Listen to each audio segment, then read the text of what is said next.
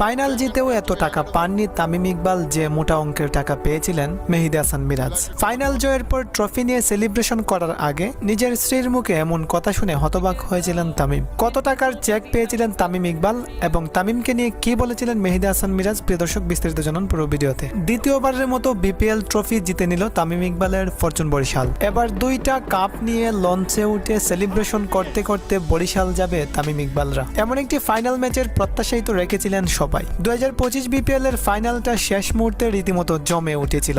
যারা খেলা দেখার সুযোগ পেয়েছিলেন তারা বেশ রোমাঞ্চকর ভাবেই উপভোগ করেছিলেন 2025 বিপিএল ফাইনাল ম্যাচটি। কি হয়নি এ ম্যাচে, সবকিছু ছিল। শেষ মুহূর্তে রিশাদ হাসানের ম্যাজিক্যাল ব্যাটিং, চরম টান উত্তেজনাময় পরিস্থিতির, ফাইনাল জয়ের পর বরিশালের মালিকের দারুণ সেলিব্রেশন এবং তামিম ইকবালের ক্যারিয়ার সমাপ্তির বড় পর্দায় ট্রিবিউট ভিডিও, মুশফিকুর রহিম, মাহমুদুল্লাহ রিয়াদ ও তামিম ইকবালের পরিবারের সাথে আবেগময় মুহূর্ত এবং সবশেষে ট্রফি নিয়ে সেলিব্রেশন, সবকিছু বেশ দারুণভাবেই উপভোগ করেছিলেন সমর্থকরা। এছাড়া লেজার লাইট শো সহ ছিল আরো কত কিছু। তার পাশাপাশি ফাইনাল ম্যাচে ছিল প্রায় 400 রানের স্কোর। প্রথমে ব্যাটিং এ নেমে চিটাগাং কিং করেছিল 194, এরপর জয়ের লক্ষ্যে ব্যাটিং এ নেমে ফরচুন বরিশাল করেছিল 195। তবে বরিশাল এই ফাইনাল জিততে পারত না যদি না শেষ মুহূর্তে রিশাদ হাসান 2 ছয়ের ম্যাজিক না দেখাতেন। আর তাই তো রিশাদ হাসানকে নিয়ে মুশফিক তামিমদের এমন সেলিব্রেশন।